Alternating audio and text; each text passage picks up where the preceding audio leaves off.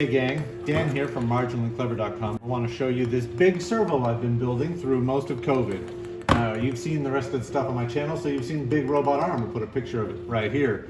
And you've seen how it has lots and lots and lots of unique parts and lots of testing. And a lot of parts is a big problem. It's hard to fix and there are lots of other issues. Point being, a single servo is pretty easy to do. You can put lots of them if they're strong enough in a robot arm and build your whole robot out of 6 of these. So I want to show you what I've been doing and where I'm at next, and that way you can join me in the conversation on our Discord. And if you have talent, well, then maybe you can help build a robot too. And if you don't, you can learn and then you will have talent.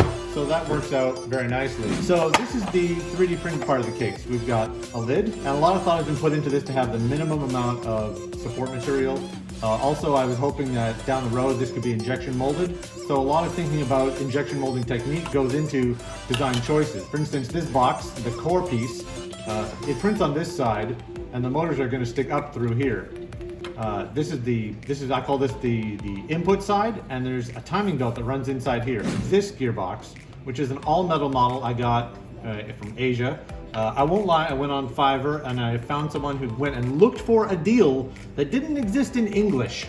And that's great. It worked out beautifully, and so I got this one at a fantastic price. Now, this gearbox is a strain wave gearbox, a harmonic gearbox. This input side, you turn this 100 times to get one turn out here. So this is hidden back inside, actually this way. It's hidden back in here, okay? And then over here comes the motor.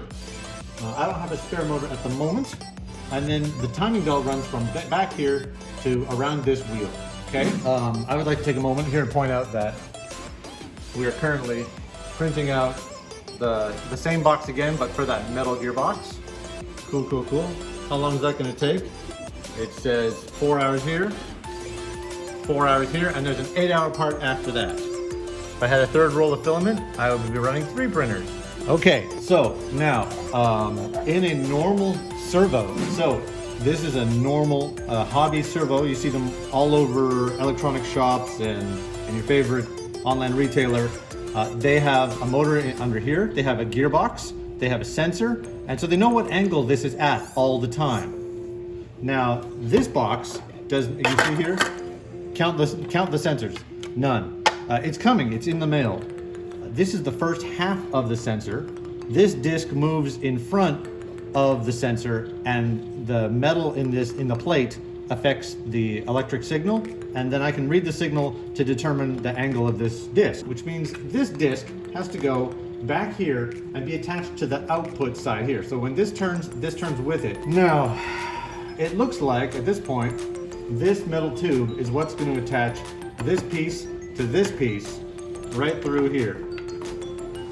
And when this is cut to length, then a wire from, say, the next unit, right, could come through this tube, go right inside, and now we've daisy-chained each of these machines. They'll be connected a bit like this, or maybe like this, okay? And the wire will go right through like this. So no exposed wiring at any time. That means that whatever plug goes on the end of this wire has to fit inside this tube. And that includes whatever kind of thing we put on the end of this, so that we don't have this mess. Because I don't want this mess. I want to plug it quick and easy. A lot like this. But you see this? Oh, that's as much room as we got. That's 3 wire, this is 4 wire. Ha ha. I need to fit 1 fat wire and 2 thin wires through this hole. So I think we got a lot of room to work with. It's the plug that I'm not sure about. If you got some ideas, let me know. Right, I also want to mention that I just got myself this cheapo drill at the local IKEA, and I bought a whole bunch of metric drill bits. And this is basically now my dedicated drill for M3 metric hex socket screws. We're standardizing on that just like everywhere. And using an Allen key is fine. Where's my Allen key at? My Allen keys, these are fine, but I will get carpal tunnel in my thumb if I have to do one more screw like that. So this is totally worth your time. Fantastic. Okay. Zoom, zoom. Okay. You see this one already has the metal tube I was talking about. When this outside turns, this brass tube actually matches this. So this piece has to be attached on here somehow. You can see this one was designed for this piece, but I don't actually have the plastic that goes there yet. So that's a print that's coming up. There's a little nick in this one so that the alignment is kept where it belongs. There's no nick in this tube yet, so I got to do something about that. Your thoughts are very welcome. Okay, so I want to give a big shout out to Scientific, to Paul Gould, and to anyone else on Instagram that's building robots and doing cool stuff with gearboxes. Follow who I follow because they're all interesting people. They may be young up-and-comers, but I believe in all of them. We just released Michelangelo Software 8 Release Client 2. We'd love translators and testers to come and check that out. And we recently passed 6,000 installations of the software around the world. Congratulations. Thank you very much. Good job, gang. Inexorably, my army grows. That's it. I'll be working on these things and more. Come check us out in Discord. Subscribe here to find out more.